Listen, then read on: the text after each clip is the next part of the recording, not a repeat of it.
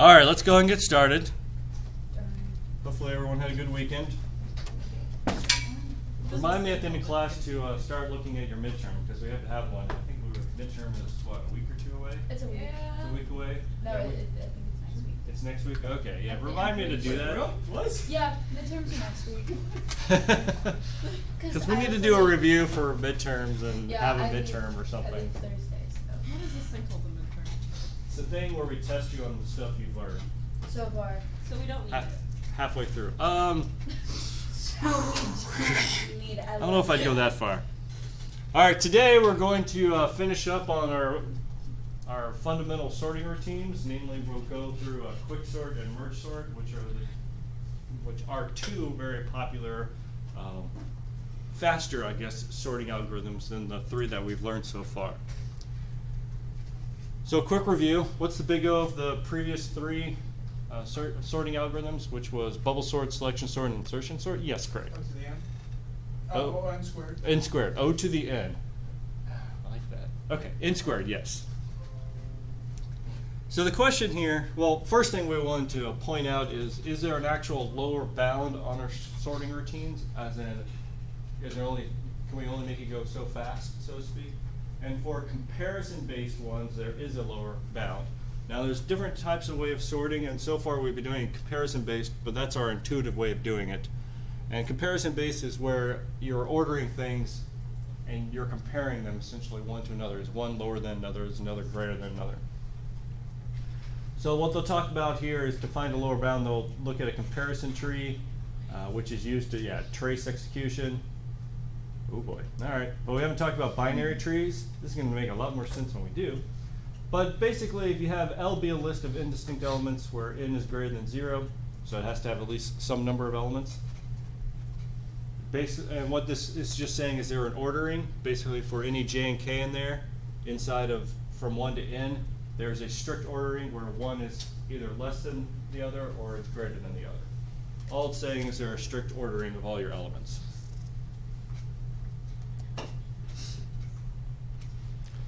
So if you're going to look at this tree, you could think of a node as representing comparison, labeled as j:k. So of the two, following the left branch, otherwise follow the right branch. A leaf represents the final ordering of the nodes, and the root is the top. I think this makes more sense if we have a picture. Are they going to give us a picture?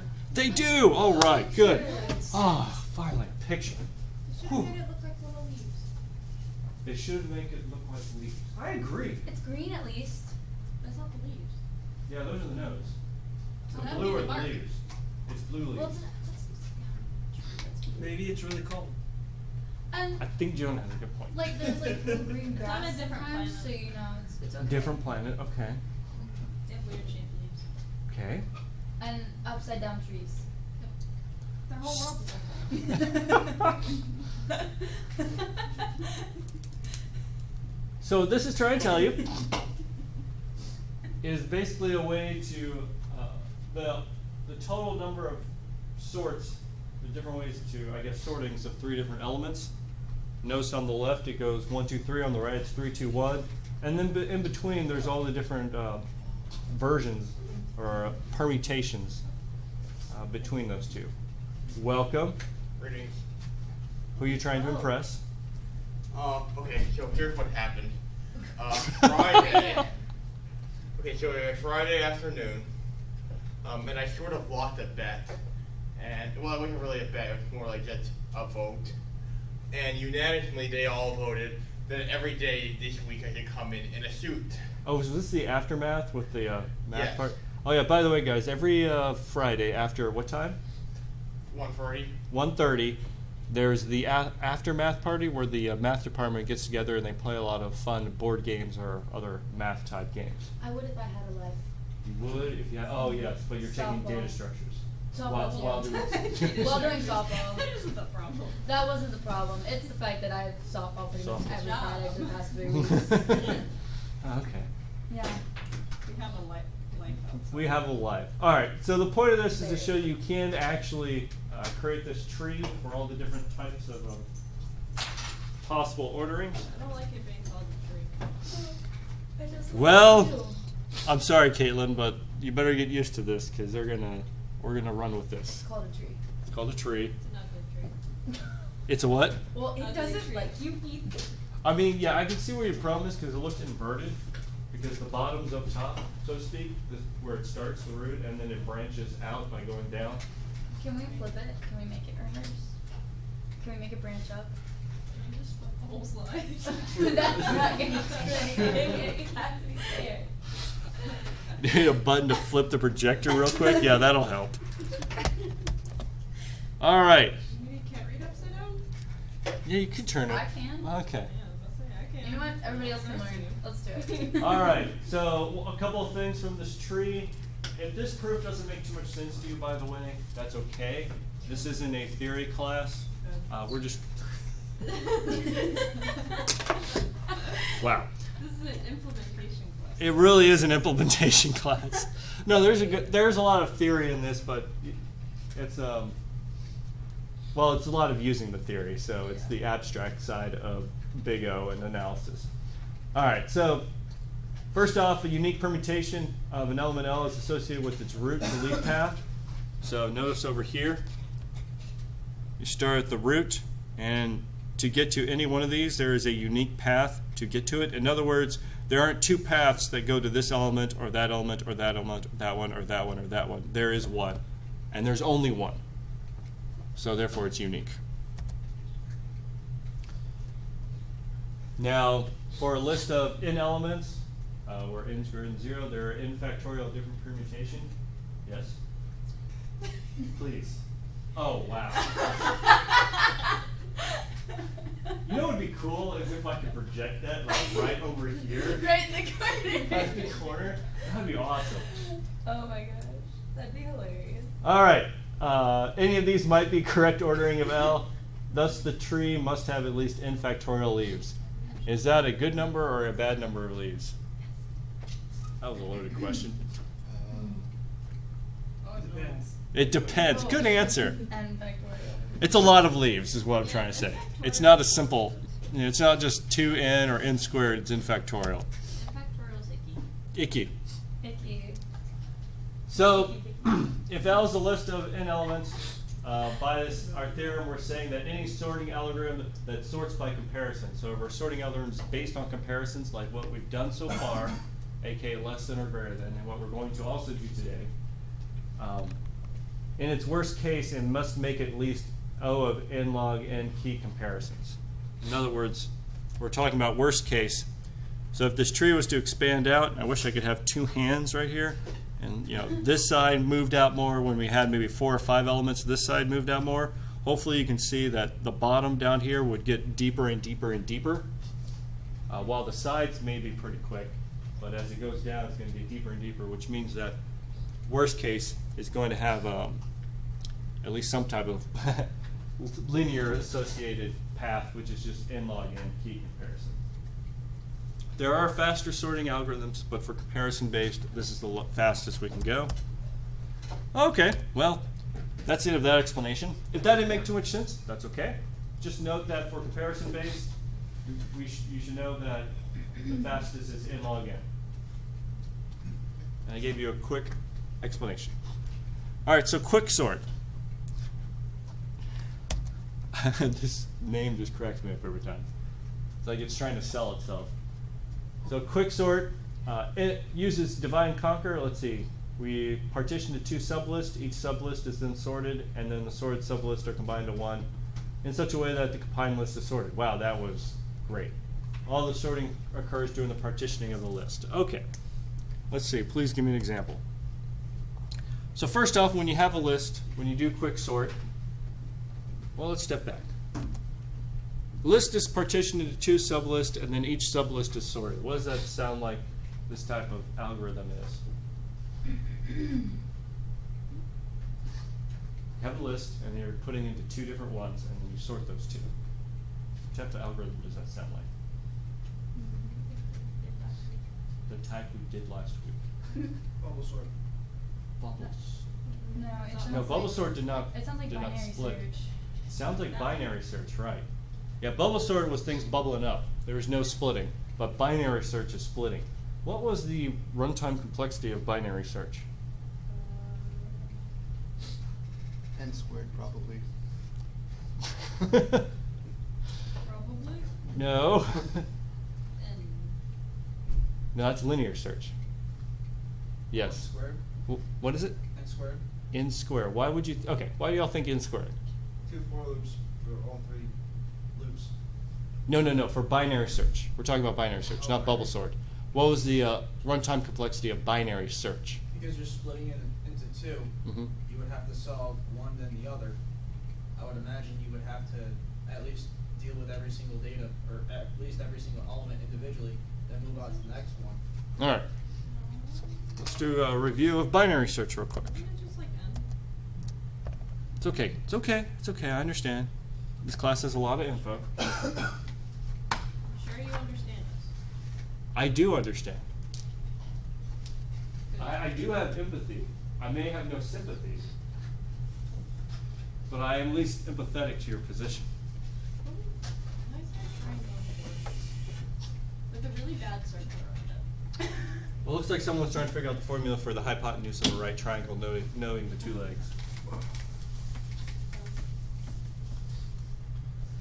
All right.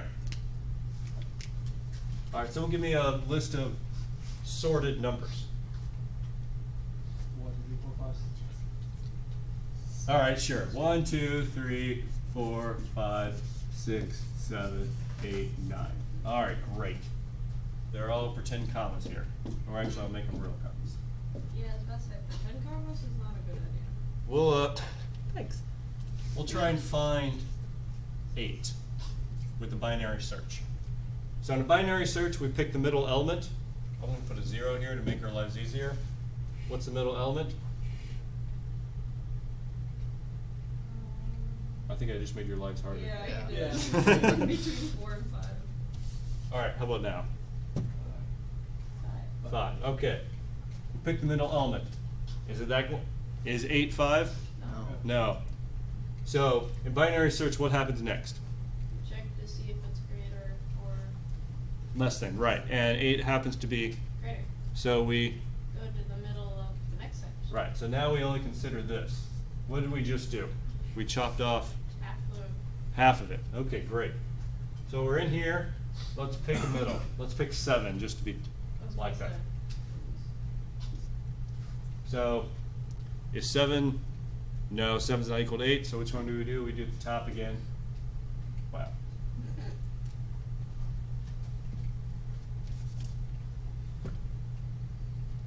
Hello, let me go ahead and write it down here. At least we have a working marker today. I know, it's wonderful. So that didn't work, so we'll do 8, 9, and we'll just pretend we chose 8 this time and we're done. Pretend. Pretend. Just because we've obviously been favoring the lower number. Okay. So does this look like an n-squared algorithm? No. No. What would you believe the runtime complexity of this would be? Oh, man. Why do you say O of it?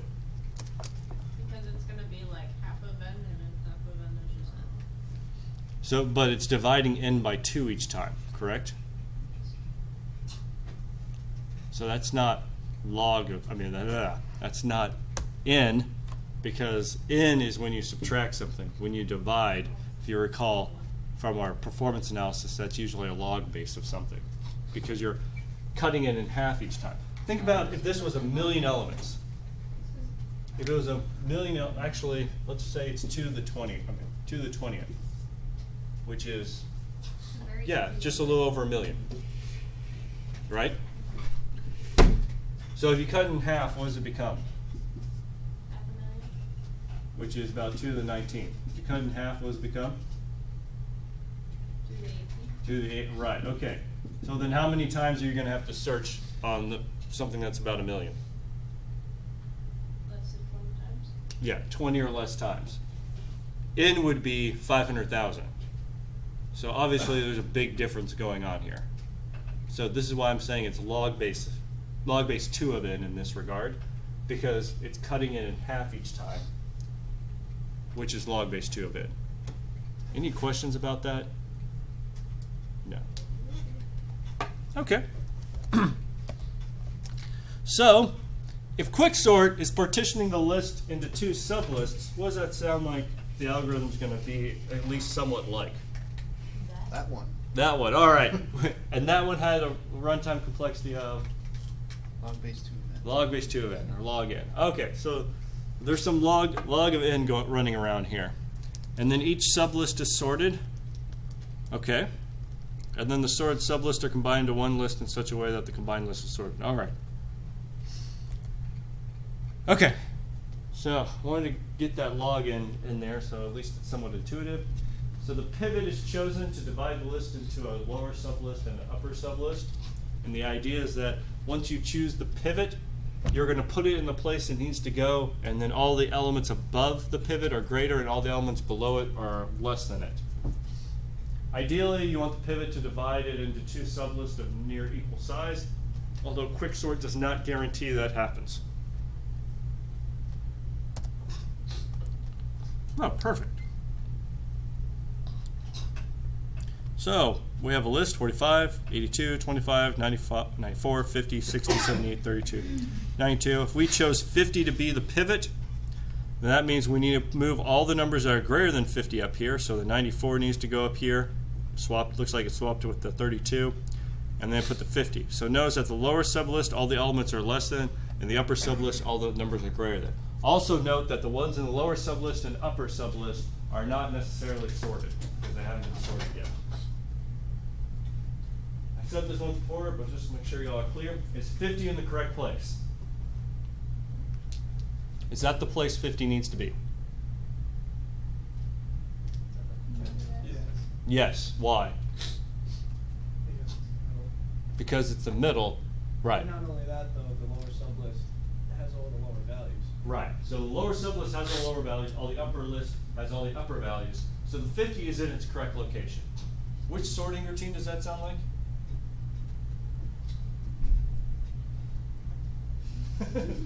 No, it's Monday. Bubble, selection, insertion. Which was the one where you picked an element and put it in its place? So which one? Selection. Yeah, selection. So this is kind of taking a little bit like selection. Although selection would always choose the lowest, this one's a little bit different where it's just choosing one and putting it where it needs to go. Okay? Okay. All right, so the partition algorithm, first you determine the pivot, swap it with the first element of the list, and then for the remaining elements of the list, if the current element's less than the pivot, increment the small index, or two, swap the current element with the next. All right, this is kind of confusing. It makes more sense with pictures. Yay, pictures. Oh, look, picture. Well, that is a picture. That doesn't work. That's a bad picture. Okay, good. Here we go. So we're going to do an example. So we have our numbers up here. They are not sorted. We're going to choose 52 to be the pivot. So we take the 52, we swap it with the beginning. And we have our two indexes both point at 1. And he's not going to go through the steps? Wow. Awesome. All right.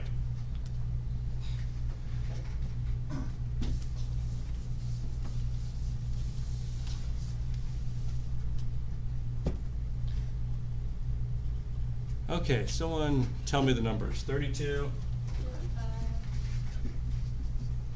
87, 15, 78, 96, 52, 48, 22, 11, 58, 66, 88, 45. That's way too many numbers. All right. So first step is we find a pivot, and there are different algorithms to choose your pivot, but generally you want it to be really fast, aka O of 1. So we'll just choose 52, which I think is roughly in the middle, and we'll swap it with the beginning. So now we have 52. So the pivot equals index of 0. Oh, let me make sure we use his terms. So we're not confused. Small index and then index, sure. Great. Small index. You're off the board. No! That's really blurry. It is kind of blurry. Sorry, people at home.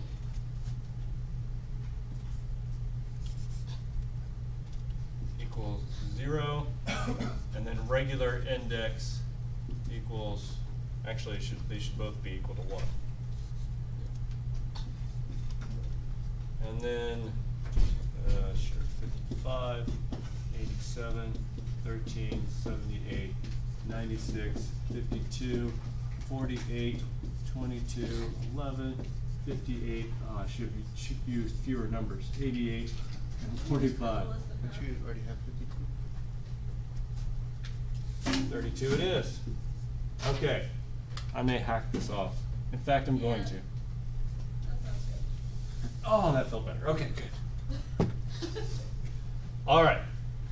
So first off, we compare 55 to the next number, which is index. We compare it against index. Is 52 less than 55? Yes. All right. We don't do anything. We just increment index to 2. Great. All right.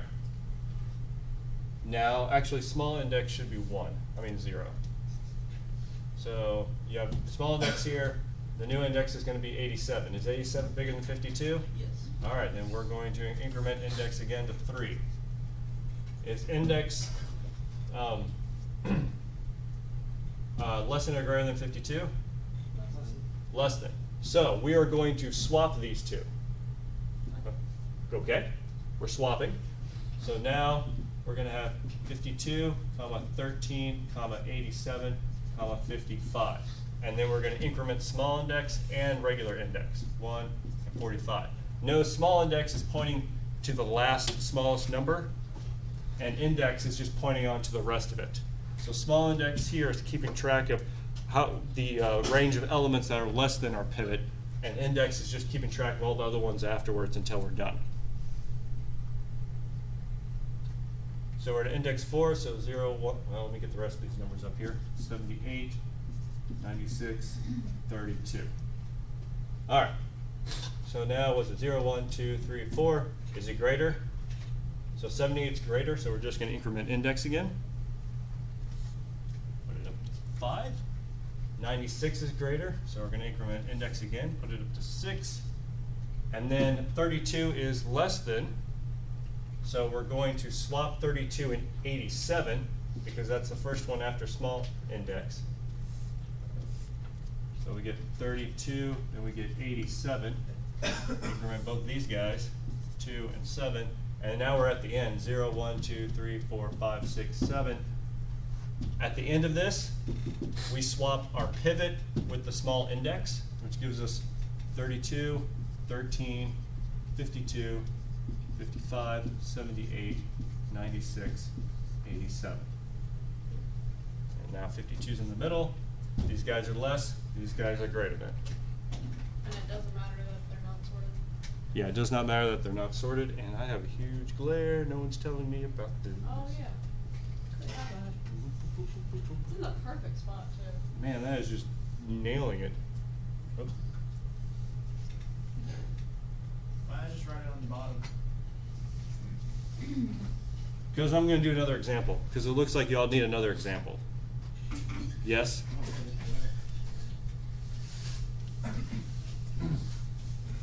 All right, guys. Give me another list of unsorted numbers. 26.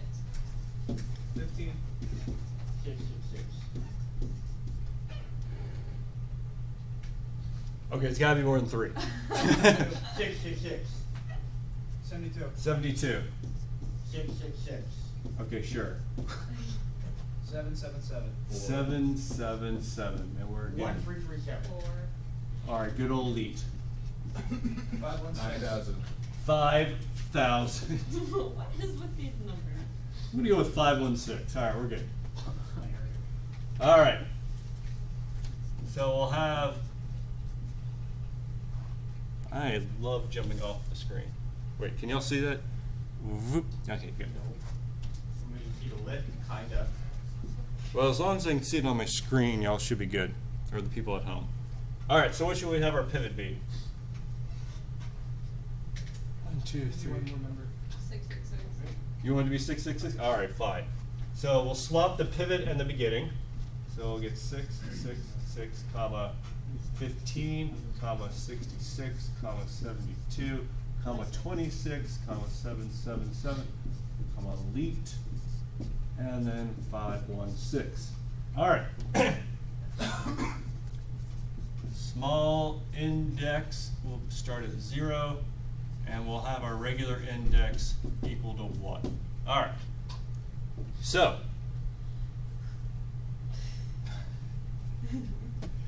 okay. Is 15 less than 666? Yes. Yes. But it's also the pivot, so we don't need to actually increment it. I mean, we don't need to do any swapping. So we're just going to have small index equal to 1, and then we'll increment regular index as well. Is 666 less than, 66 less than? Yes. Yes. All right. So I get, so we do want to swap it technically, which would be 666, comma 66, comma 15, comma 72, comma 26, comma 777, comma 1337, comma 516. But we're gonna do this the hard way. Increment these guys 2 and 3. Is 72 less than 666?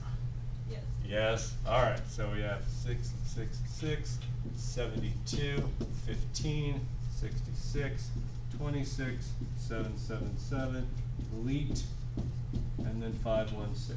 All right. And we're going to increment both of these because they're less than. What is this now? 0, 1, 2, 3, 4. It's 26 less than. Yes. So what are we swapping? 72. Yeah, 26. Actually, I had it swap 22 and 76, so that's not really necessary. You can choose it to swap anything in the lower bounds, depending on which algorithm you choose, but as long as it's somewhere in the lower, you're fine. 15, 66, 72, 777, 1337, 516. Increment again, 4 and 5. 0, 1, 2, 3, 4, 5. Finally something for you. It just fly out of your hand. It really did. That was beautiful. Thank you. All right. What do we do? Increment index. Now we're at elite. What do we do? Increment index. We're at 516. What do we do? All right. So this is where it's actually a little tricky. You don't want to go at the bottom, which is what I've been doing the whole time, which is wrong. You actually want to flip it with the next largest number. I've been so 666, 26, 15, 66, 72, 516, 1337, 777, and then you increment both. Okay. And then what do you do? Swap. Swap those two. So 666 for the something else. Well, that's the weirdest 26 I've ever seen.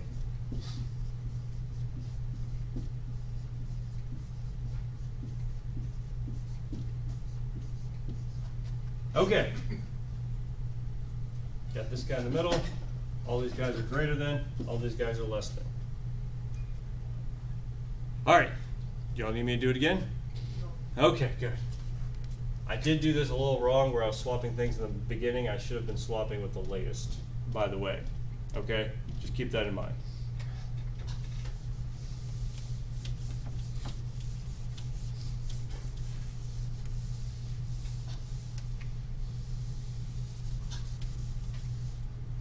Okay. So in other words, hopefully this makes some more sense now. So they have smallest index pointing to the last number of the small index, which I think is what we were doing. Great. And then index up here at the top. So notice that if it's currently evaluating 11 versus 52, since it is smaller, it's going to swap with the next element after small index, which is 96. So 96 goes over here. 11 goes on this side, and then both small index and index are incremented. Oh, good.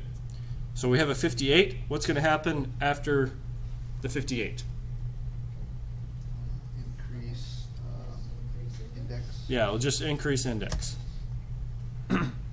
Don't need a swap, so we increase the index. Now at the 66, what do we do? Increase index. All right, we're doing great. Oh, it's just going to blow through to the end.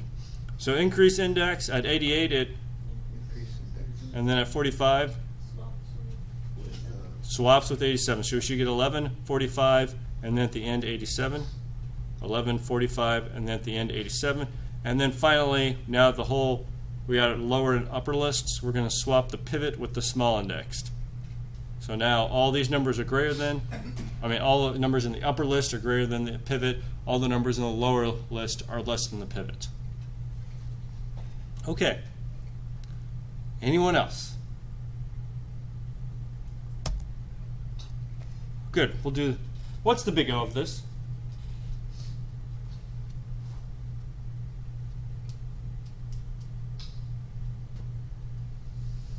So this, what? In, what's the big O of quicksort? Right, in log n. Why is it in log n? Because I told you that. Great answer.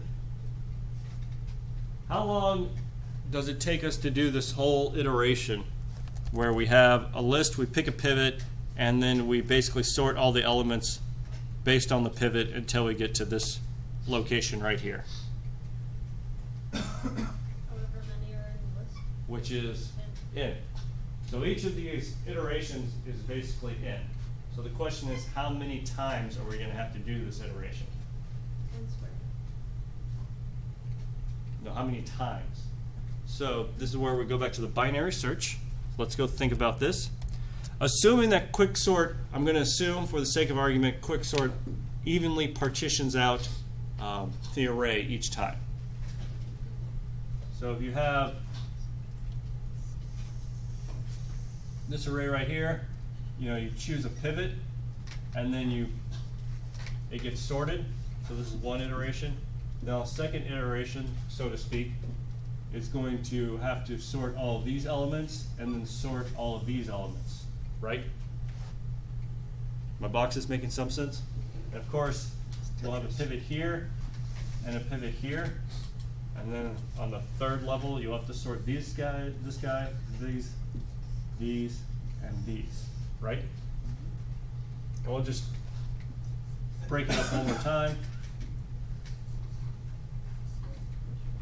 until you're at 4, and then you have to basically sort this guy, this guy, this guy, this guy, this guy, this guy, this guy, and this guy.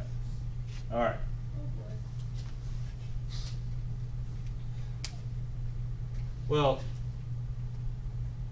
like a binary search, what's happening each time? Being cut in half. They're cutting it in half. Right. So you're having the problem space each time you go down one of these levels, which means how many levels are there going to be in the best case? And log in. How many levels? It, half of them. So when you have each time, what type of algorithm is that? Log in. Log n, right. And then each of these levels takes in comparisons, because you have to go through each array, each element of the array. So since you're going through each element of the array, that's n times for each level. There are log n levels, so it's n log n on the best case situation. Everyone see that? All right. Let's see if these slides, let's see what the slides presented. Okay. So that's best case. What would the worst case be? Sadness. Right, sadness. What would, so I assume best case scenario, the pivot was always in the middle. What would be the worst case scenario? The pivot wasn't in the middle, it was like skewed to one of the sides. It was on one of the sides. So if the pivot was on one of the sides, Scenario is that they it would goes over here. sort it already, you know. Say that again? Best case scenario would be they're already sorted, you know. Not necessarily with quicksort. Welcome. But with, so we're at quicksort, we're saying worst case scenario, you have this first element all the way to the left, then you have to sort all of these. And we have to do again another worst case, you again only have one element sorted, and you go to the end and look at the rest. So then you can only find the element on the left, and then you have to sort the rest of the elements on down the line. What does this look like?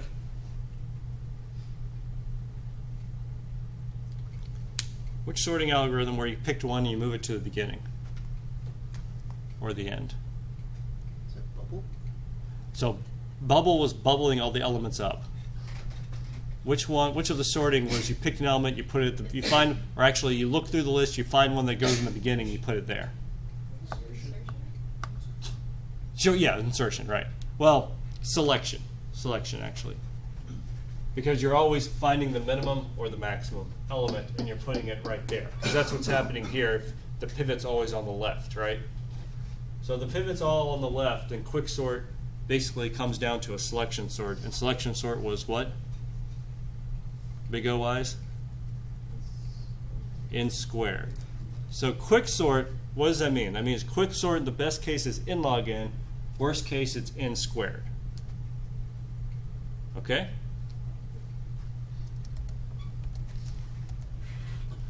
Now, should we expect the worst case to happen with this algorithm? Always expect the worst. Always. I guess I did just come out an optimist, right? Hmm? Murphy's Law says yeah. Murphy's Law says it. All right. We should not expect that to happen all the time with quicksort. And it's generally accepted that it's not going to happen on the average case. They usually put some factor in front of n log n. See, 1.39. Same thing with swaps. So we're saying on average, it's still an n log n algorithm. It may not be perfectly n log n, but it's pretty close. So we just accept that it's n log n, although the worst case, it does have a situation where it can go n squared. Now notice it's n log n for number of comparisons and number of swaps. Okay? Okay. Any questions about quicksort? Because your lab will be to implement this. Oh. Yay. That's why you weren't showing us code. I'm like, well, that's how it goes. Any questions? All right, let me stop the video so we can have a break.